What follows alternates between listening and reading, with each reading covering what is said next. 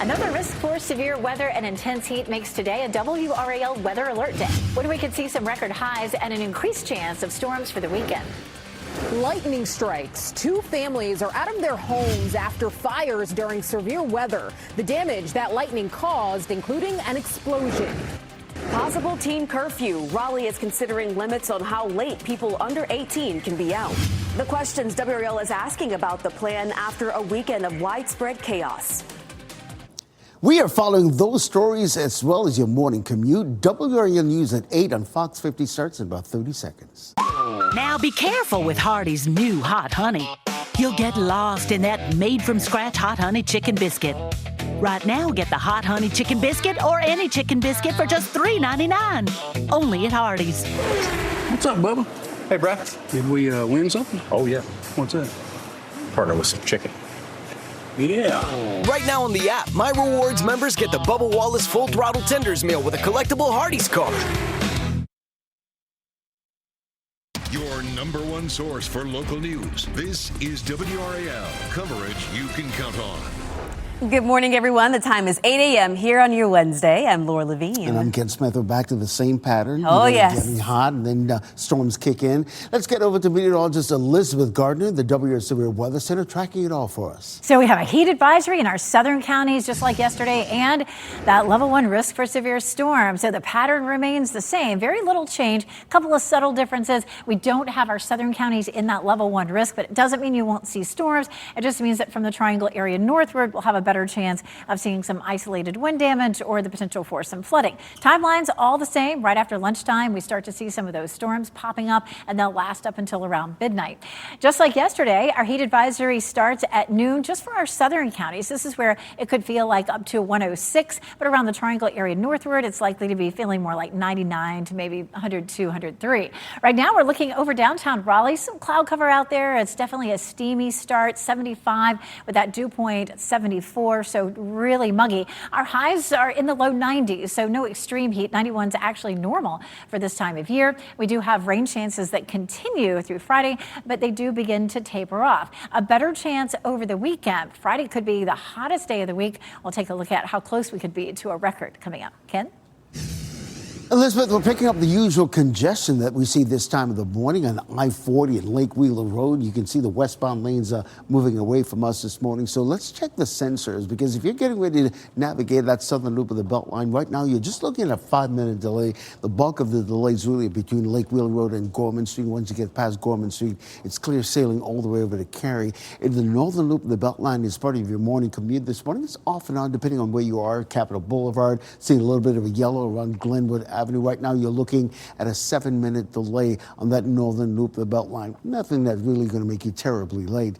As for those of you using I-540 as your alternate westbound route, you're looking at an 8-minute delay between Lewisburg Road and I-40. The bulk of the congestion is around the Creedmoor Road exit, so that's something to keep in mind as you get ready to head out the door. So as we widen out the view, let's look at some other routes, including I-40 and Harrison Avenue. You can see traffic has definitely picked up, flowing at a nice steady clip in all directions, but many of the major routes that we're seeing relatively delay-free. Our folks in Wake Forest are looking at a 7-minute delay, but everyone else is relatively delay-free at this hour. You're getting ready to head into the car. Tune us in on the radio, 101.5 HD3. All right, we're following the developing situation out of Durham right now, where 3,000 customers are currently without power in East Durham. We're keeping an eye on that. We're also following a smaller outage in downtown Durham that's impacting Durham City Hall. Durham City Hall will be opening late this morning as a power outage lingers downtown. The outage happened overnight, and the city says crews are still working to restore power to those customers. As of right now, they say City Hall will open at 11 a.m. Meanwhile, Raleigh police are looking for a person who shot a man this morning on South Saunders Street. The WRAL breaking news tracker was on the scene at the Claremont Inn. We saw officers investigating in the hotel's parking lot. Police say the shooting happened just before 5 a.m. The man who was shot is expected to be okay.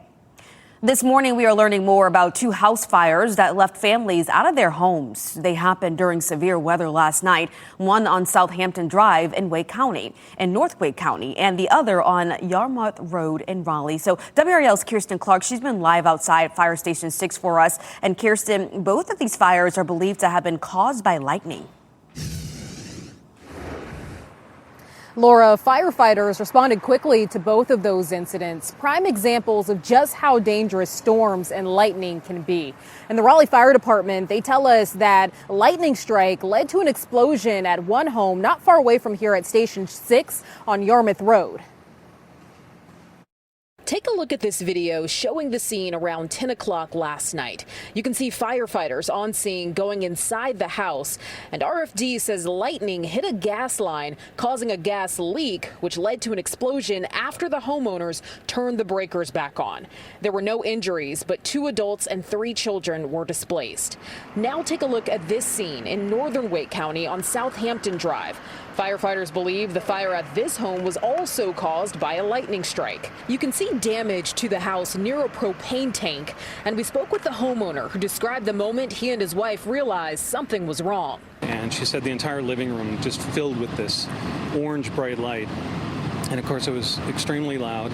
And I was sitting talking to her, and then I started seeing smoke rising from off the deck. Yeah, you can imagine just how scary that situation had to be for that couple. Thankfully, they made it out of the house in time without any injuries. However, we were told one firefighter was treated for minor injuries. Live in Raleigh, Kirsten Clark, WRAL News. Raleigh city leaders are now considering issuing a curfew for people under the age of 18. This comes days after 9 people were hurt and dozens were arrested during a mass violence situation that happened last weekend. Let's get right to WRAL's Kelsey Coffey. She's live from Glenwood South this morning. Kelsey, leaders are looking for accountability here. Yes, Ken, they are. Raleigh city leaders say they're taking action. Around 8,000 people were estimated to be in the crowd here in Glenwood South when that mass violence broke out last weekend. Many of those people were teens and young adults. So this video here captures the moments after there were multiple shootings, fights, and arrests in Glenwood South and Briar Creek over the weekend. Raleigh Police Chief Rico Boyce and Raleigh Mayor Janet Cowell are both backing a new teen curfew. Those hours would be from 11 p.m. to 6 a.m. Mayor Cowell says teens and young adults from as far away as the coast were involved in the chaos last week. She says this type of violence cannot be tolerated in our city. I have heard from a lot of residents who are just angry. And I mean, I get it, right? I mean, and to see the pictures of officers being assaulted. And then by children sometimes, I mean, it's heartbreaking and horrifying. And I understand the desire for accountability. And these are some of the questions that we're asking city leaders this morning. The first is, how would this curfew be enforced? And then from there, what would the punishment be for breaking it? City leaders are expected to vote on this next month, but an emergency curfew could be issued at some point before that. Kelsey Coffey, WRAL News, live in Raleigh. I'm here in the WRAL Live Center with a breaking update that we received from investigators. So this woman right here has been arrested for firing a gun at Barwell Road Elementary School in Raleigh. So this actually happened, it looks like last month on the 14th, but she was just arrested yesterday. This is Deja Boone Davis. And what you see on the right part of your screen, that's just a street view version on Google Maps of the school. So Deja Boone Davis has been charged with 2 felonies, discharging a firearm on educational property and assault with a deadly weapon with intent to kill, as well as 2 misdemeanors. Now, according to the warrant, it says that Boone Davis fired that 45 caliber handgun on school property with the intent to kill someone. She even pointed that gun at the person, but it doesn't look like any injuries were actually reported here, but still significant. Boone Davis is 21 years old, and in terms of a bond, she has been denied that. Okay, Chris, thank you.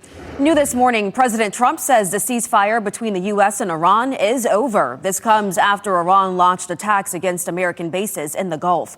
Iran was retaliating for U.S. strikes, but the U.S. says Tehran hit 3 commercial ships in the Strait of Hormuz. U.S. Central Command called the strikes a clear violation of the ceasefire and Iran's pledge to open up the strait. Meanwhile, it's the second day of the NATO summit in Turkey. NATO Secretary General Mark Rutte backed the U.S. strikes on Iran, calling them absolutely necessary. And oil prices surged after the strikes between the U.S. and Iran. The global benchmark jumped nearly 6% to more than $76 a barrel. And the U.S. benchmark rose nearly 3% to more than $72 a barrel. There was a dramatic comeback in the World Cup where Lionel Messi and Argentina came back with the plot twist to beat Egypt and advance to the quarterfinals. Egypt led 2-0 with just over 10 minutes left before Messi assisted on a goal and then scored one of his own to tie things at 2. Argentina got another goal before it was all over, giving them the 3-2 win. They'll now move on to play Switzerland in the quarterfinals on Saturday. And Laura, that's our World Cup score of the day. Switzerland advancing by beating Colombia. The game finished scoreless, and Switzerland took it in penalty kicks 4-3. Well, today is an off day in the World Cup. The quarterfinals get started tomorrow with France and Morocco at 4 in the afternoon. Spain and Belgium play Friday, and there are 2 games on Saturday. You can watch some of that action right here on Fox 15. Your time now, 8:10. Looking for justice. The family of an 18-year-old who was found dead after a boat trip with his friends have hired new representation. How they hope that this will help them get the answers about his death. Also, staying safe in the heat. Local doctors are seeing an increase in heat-related emergencies. We'll talk about ways you can avoid a trip to the ER. And speaking of heat, we do have a heat advisory for our southern counties for this afternoon. I'll show you how hot it will feel there and why the rest of the viewing area isn't included.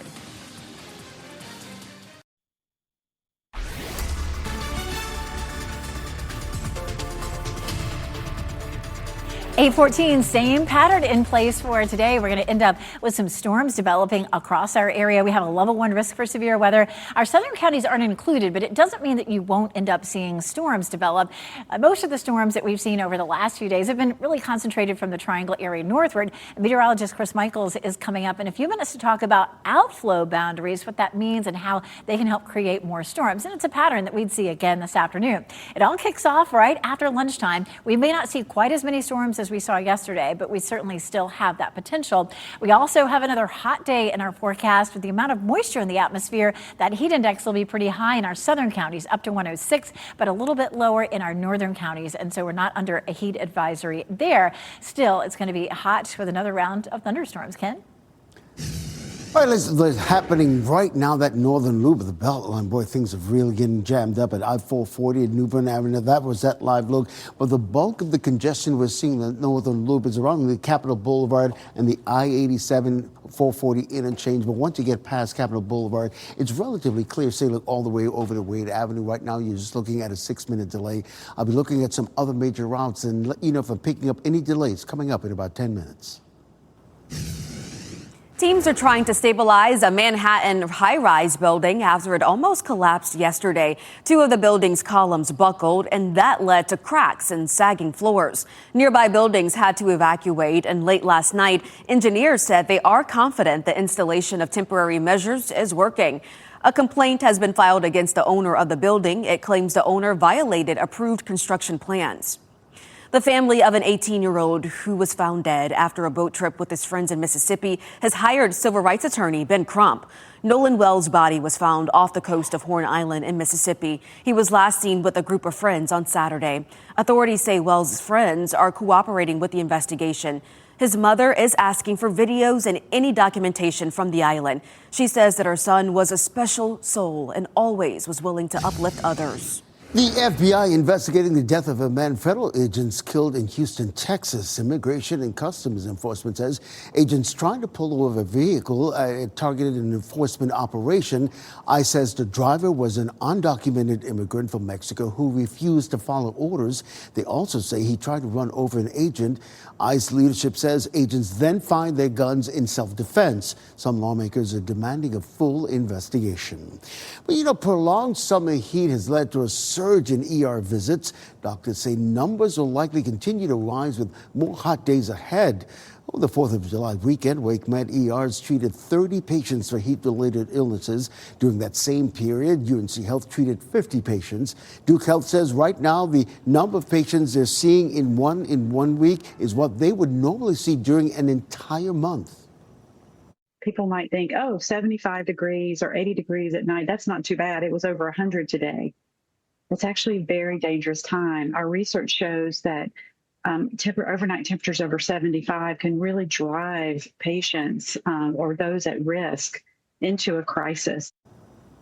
And it's also important to remember that not everyone has access to AC. Also, people right now cannot rely on opening up windows to cool down. So here's some other things you can keep in mind. Drink a lot of water, take cold showers, soak your feet in cool water for that matter, and wrap your arms up in elbows in cold cloths.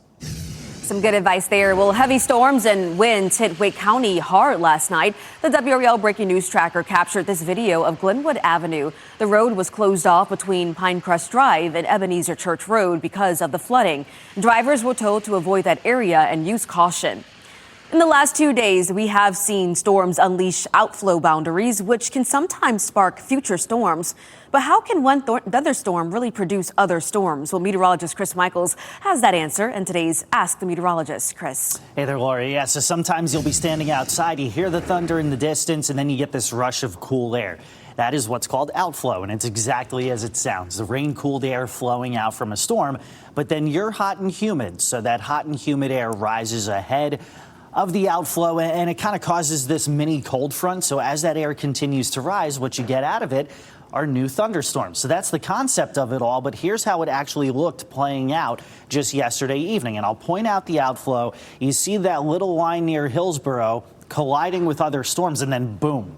There you go, that huge storm that popped over Durham and parts of northern Wake County. So you could run that on a loop for hours and it wouldn't get old to me. That's really textbook meteorology that's happening right there. But that's also why you see these very localized amounts of very heavy rainfall, specifically right over Falls Lake, which is needed. But you see in the reds and in the yellows indications of anywhere from 2 to 6 inches of rain. And Elizabeth, this is something that we could see playing out again today as these storms just continue to release that outflow and trigger others. And Chris, that's a great explanation, and I love how you showed that on the radar. We can watch that on the dual Doppler 5000 radar. You can see those outflow boundaries, and then you can see those storms just erupting. That was a great explanation. Here's a look at that also with the warnings associated with it. Right there at 7:15, you can see those severe thunderstorms moving right across the triangle area. Of course, that is all over, but we have more lingering boundaries that are sitting there. And as we start to heat things up this afternoon, we'll see more of the storms developing.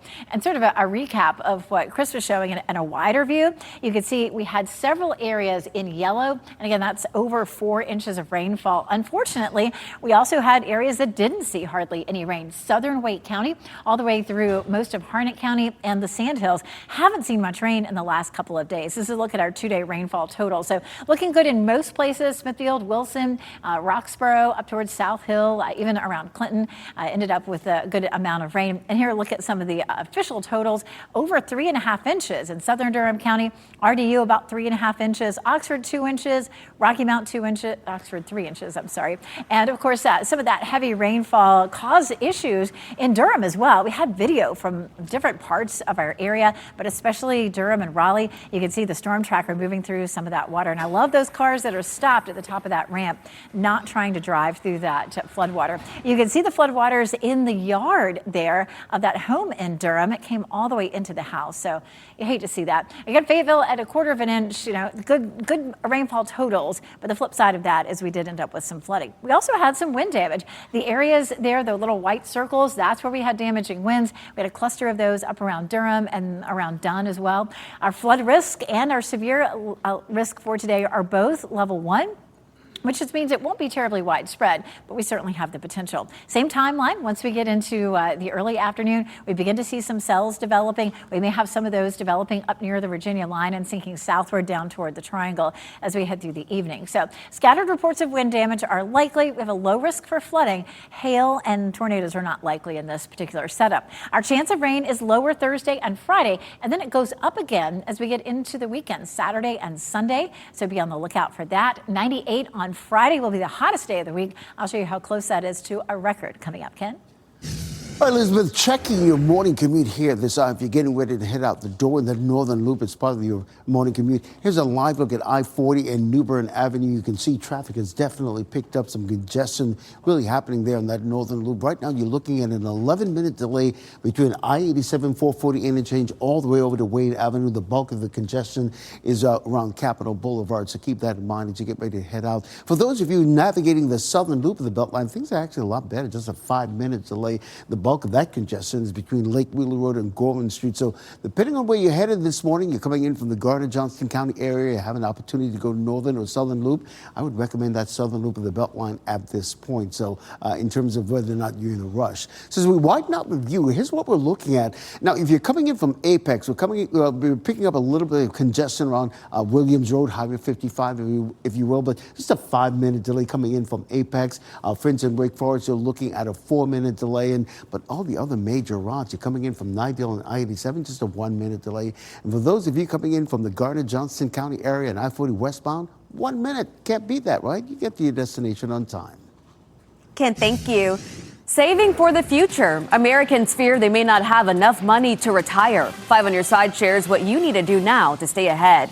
And if you see breaking news, have a story tip, or take video or pictures of the weather, report it to us. You can go to WRAL.com/report it to send your video, pictures, or tips to our news team. Stay safe with the latest WRAL Weather Alert Day info. Get up to the minute weather and traffic conditions when you get in your car. In Raleigh on 99.3 FM, in Durham 96.5 FM, and everywhere on 101.5 HD3. Good morning, everyone. The time is 8:26 here on your Wednesday morning. I'm Laura Levine. Let's get right over to meteorologist Elizabeth Gardner tracking this summer pattern that we have here, Elizabeth. Yes, it's another WRAL weather alert day with that chance of afternoon and evening storms. Some of those storms could produce some heavy downpours and some isolated wind damage. Storms could happen in our southern counties, but the severe weather is less likely there. Storms pop up just after lunchtime and continue into the afternoon. And we also have a heat advisory in our southern counties where it could feel like 106 in Goldsboro, Clinton, and Fayetteville this afternoon. Ken? Elizabeth, we're picking up the usual congestion that we see this time of the morning, especially on that northern loop of the Beltline. As we take a live look at I-440 and New Bern Avenue, you can see the westbound lanes moving away from us this morning. So let's widen out the view. Right now, you're looking at a 9-minute delay. The bulk of the congestion is really between Capitol Boulevard and the I-87, 440 or New Bern Avenue interchange. Right now, you're looking at a 9-minute delay. So keep that in mind if you're about to head out. We'll have another update on your morning commute at the bottom of the hour. They're looking for a person who shot a man this morning on South Saunders Street. The WRAL breaking news tracker was on the scene at the Claremont Inn. We saw officers investigating in the hotel's parking lot. The man who was shot is expected to be okay. Well, lightning during last night's severe weather caused 2 house fires in Wake County. The Raleigh Fire Department said lightning struck a gas line on Yarmouth Road in Raleigh. That caused an explosion. No one was hurt. Firefighters believe lightning started another fire at a home on Southampton Drive, too. We have much more news coming up here on Fox 50, as well as an update on traffic and some of those power outages that we're following in Durham.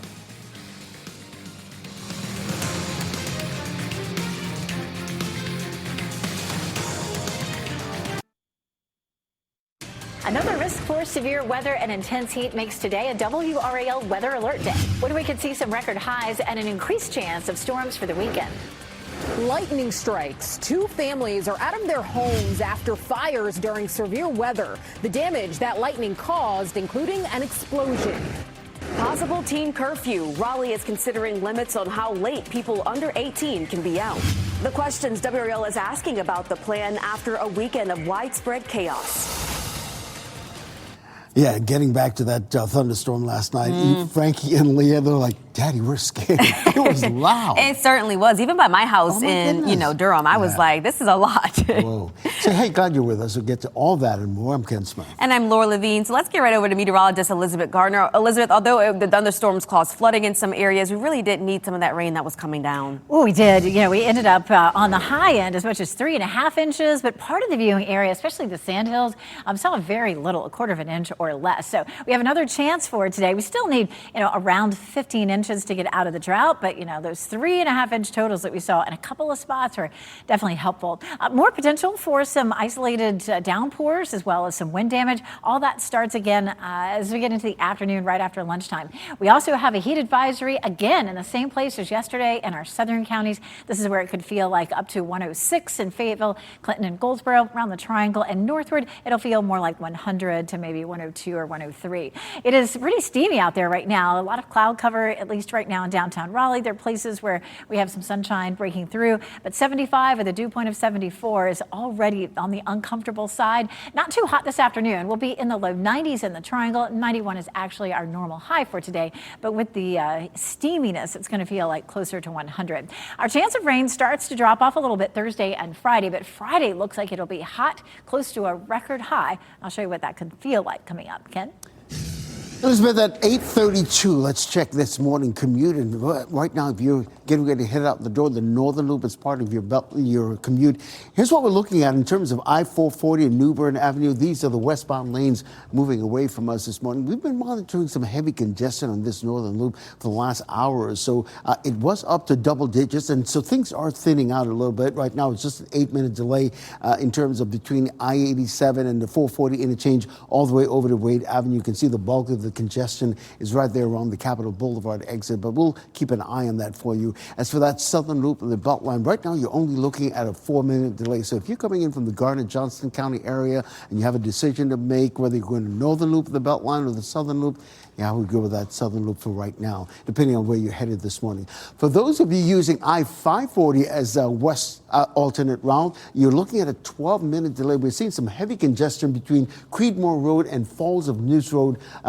12 minutes, that could set you back a little bit. So you might want to even take the Beltline as an alternate route or just stay local, depending on where you're headed this morning. So all this is good information as you get ready to head out the door and make a decision on which routes you want to take. If you're coming in from Apex this morning, we're picking up a 6-minute delay. We're seeing some around Williams Road, Highway 55, if you will, but there's a 4-minute delay coming in from Nightdale. But if you're coming in from the Garner-Johnston County area, just a 1-minute delay at this hour.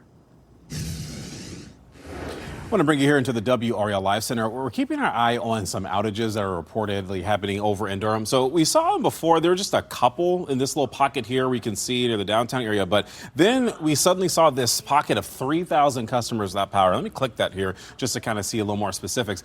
In terms of when it is going to be restored, it looks like right now it's saying 10:15 a.m. That could shift. In terms of the cause, that has not been listed just yet. Let me move the map over and you'll see this is near the South Hoover Road area. Weldon Terrace, there's a neighborhood right there. So this could very well be affecting you folks who are in there. You may be listening to us on your radio right now because your power is not on. So we're going to keep our eye on this. We're going to try to figure out what caused this, when is it going to be fixed, and the true scope of people that are affected. Because right now, again, we have a pocket of 3,000 here, but it's quite possible this is a little more widespread than what the map shows me at this current moment. Chris, thank you for that update. Raleigh police are looking for a person who shot a man this morning on South Saunders Street. The WRAL breaking news tracker was on the scene at the Claremont Inn. We saw officers investigating in the hotel's parking lot. Police say the shooting happened just before 5 a.m. The man who was shot is expected to be okay. This morning, we're learning more about 2 fires that left families without their homes. These fires happened during severe weather last night, and one of the fires was on Southampton Drive in North Wake County. The other was on Yarmouth Road in Raleigh. WRAL's Kirsten Clark is live for us this morning in Raleigh. And Kirsten, lightning is believed to have caused both of those house fires.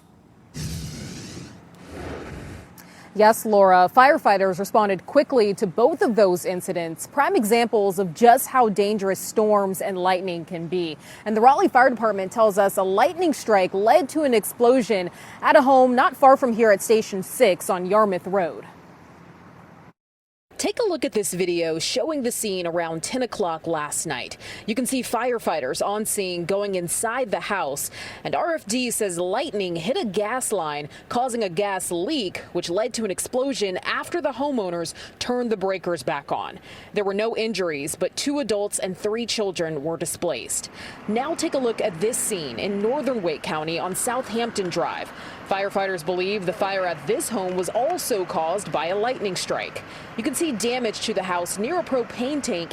Take a listen to what the homeowner told us. I saw it was a blowtorch of flame coming out of the house. I think it was backed up pressure of propane. I told my wife to run, and we both scrambled out the front door and got as far away from the house as we possibly could. Yeah, you can imagine just how scary that situation had to be for them. Thankfully, they made it out the house in time and they were not injured. However, we were told that one firefighter was treated for minor injuries. Live in Raleigh, Kirsten Clark, WRAL News. I want to let you know that Raleigh is considering issuing a curfew for people under the age of 18.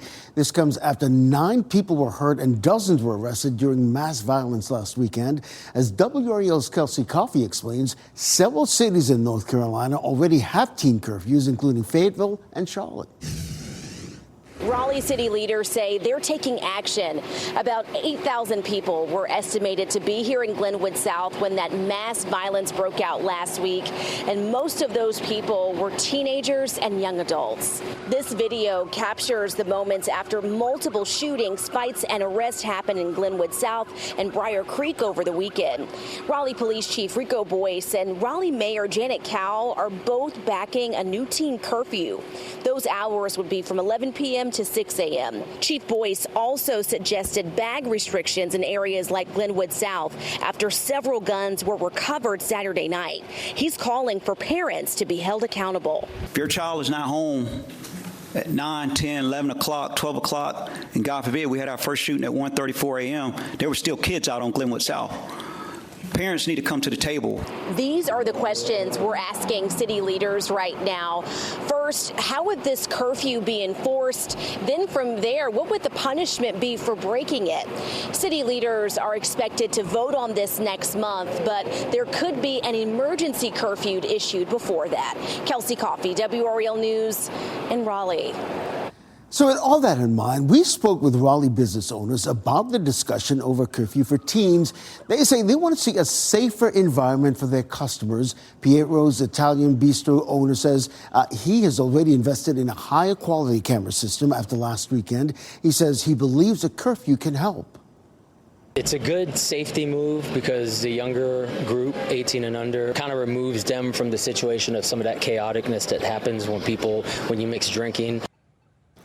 He says he has seen violence from mass gatherings like this weekend a handful of times in the past year. He's hoping the city can soon find a way to put a stop to the chaos. Well, we will follow developments on this possible curfew for young people in Raleigh throughout the day. You can follow on the WRAL News app and, of course, in our evening newscasts starting at 4 this afternoon. And our YouTube channel, we have more stories on the possible curfew, as well as an in-depth analysis on if curfews are effective. Just search curfew. Today, the woman charged in connection with a weekend apartment fire in Dunn that killed a child is due in court. Investigators say a firework caused it. Brittany Armstrong is charged with involuntary manslaughter, burning buildings, and possession of pyrotechnics. She's being held in the Harnett County Jail on a $75,000 bond. Security footage shows fireworks going off outside the Ashbrook apartments. Police say an illegal firework came through 7-year-old Kashmir Parker's window. That is what they say caused the apartment to catch fire. Investigators say Armstrong was Parker's neighbor at the apartment complex. A child is in the hospital with life-threatening injuries after she nearly drowned at a Raleigh beach. It happened around 11:30 yesterday morning near the Neuse River Greenway Trail. Witnesses say they saw the little girl go under while swimming. Emergency crews performed CPR on the child before rushing her to the hospital. Raleigh City Council voted to allow the city manager to move the city into Stage 2 water restrictions. That would mean no watering yards or landscaping. Much of our state is facing severe or extreme drought conditions. City leaders say that people are not complying with restrictions in place.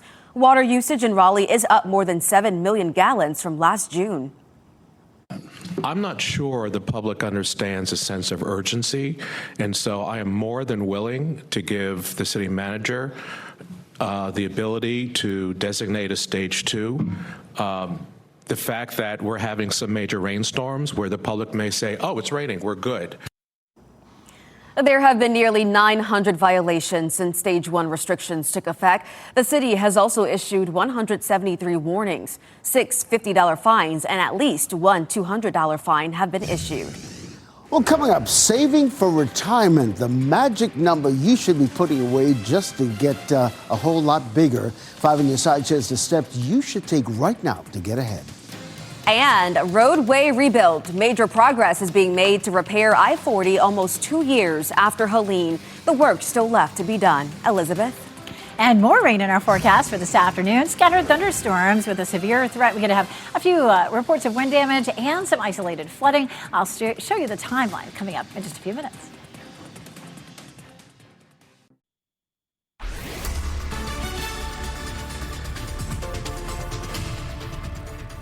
8:44 on another WRAL weather alert day. We have the potential for some strong to severe thunderstorms in parts of our viewing area. Most of the viewing area, just our southern counties are not included. You can still see some thunderstorms there, but we'll have a better chance of wind damage and some of the heavy downpours in the rest of the viewing area. It begins right after lunchtime, just like it has the last several afternoons, and lasts up until maybe midnight or so. Of course, it's a weather alert day also because of our potential for heat. We have a heat advisory in effect for our southern counties.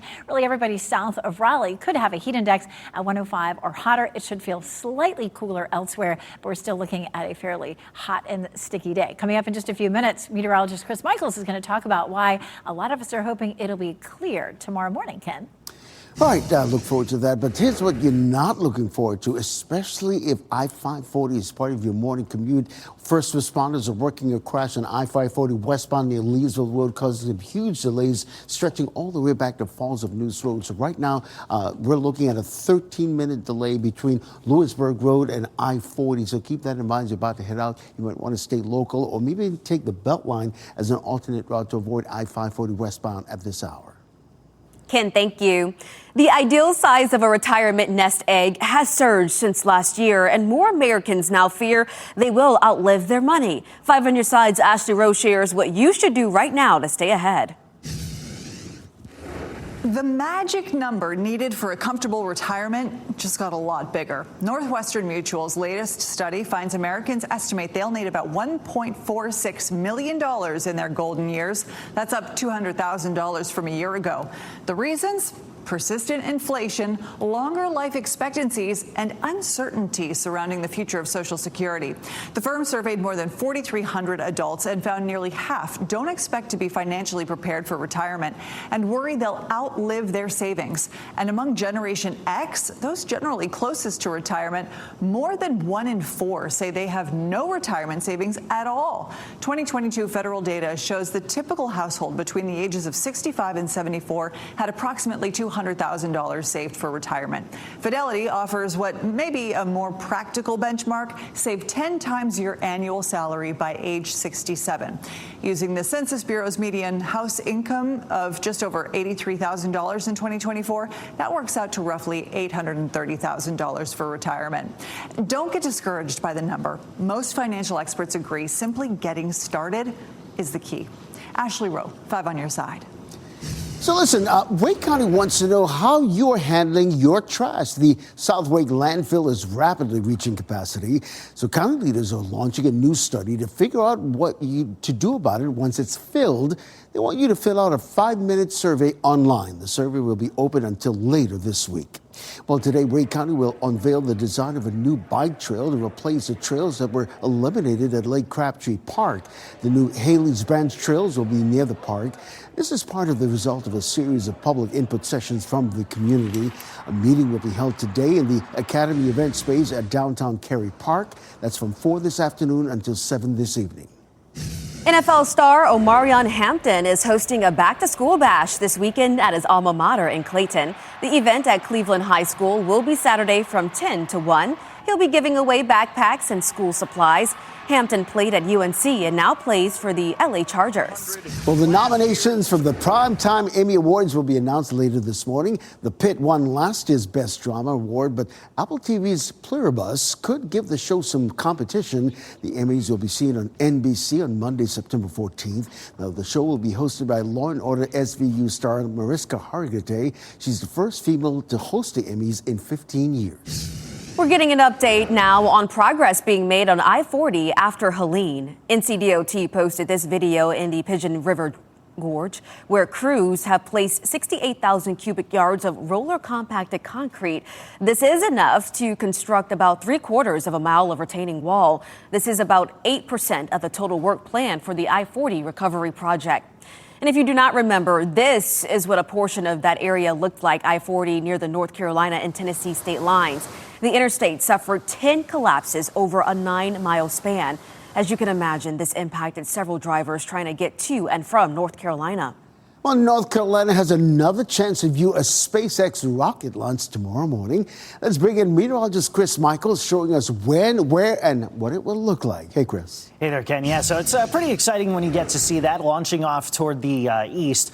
The launch window starts at 5:05 in the morning, and you hope that if you do want to see it, that the launch happens close to that. The sun rising a lot earlier to the east, so its beams are nice and low on the horizon. That's called beam spreading, right? So what that does is it gets the sun's light reflecting off of the vapor trails, and it gives you views kind of like this. This was a picture that we saw back in April during a similar situation. Sunrise locally is around 6:07 in the morning tomorrow, so that's all the more reason that you want the launch to happen closer to 5:05 if you want any chance of seeing it. Now, let's say you do see it. You can send us your pictures to WRAL.com/reported pictures, videos, what have you. And yeah, we may just show them on the newscasts heading into tomorrow morning. Elizabeth, always a cool sight to see. Just got to root for that clear sky in the morning. That's right. Hopefully we will. You know, this morning is an indication of what we could see tomorrow morning. A very similar pattern will happen today. So there is some clear sky out there. So yeah, hopefully if you're looking to see it, you'll end up being able to. We're still looking at some high heat, especially in our southern counties for today. We have some localized flooding possible with some heavy downpours this afternoon with thunderstorms that come in. We could also have some wind damage. We still have, of course, our lingering boundaries out there. We have some what we call outflow boundaries, which is where thunderstorms are dropping some cooler air. And even after the storms dissipate, those boundaries linger, and the remnants of an old front, too, will help to produce some thunderstorms later on today, just like we saw yesterday. Let's take a look at what we've seen the last couple of days. 2-day totals in terms of rainfall.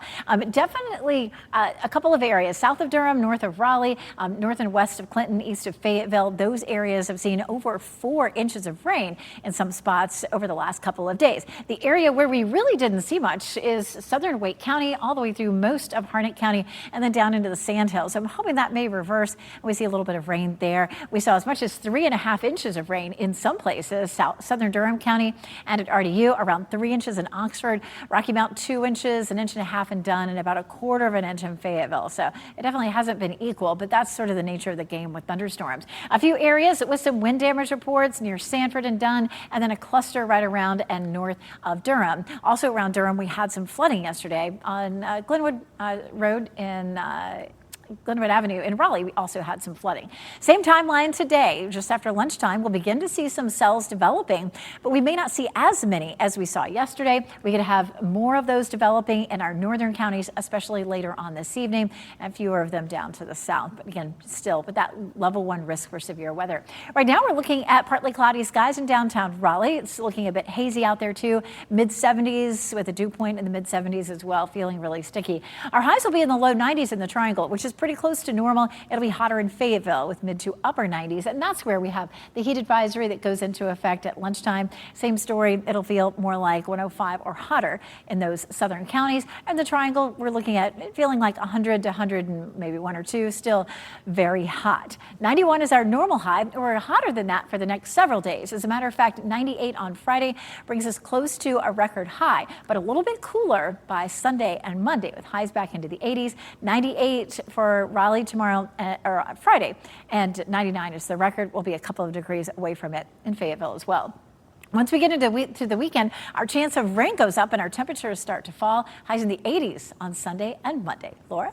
Elizabeth, thank you. Before we go to break, here are the winning lottery numbers, and we will have another check on weather and traffic next.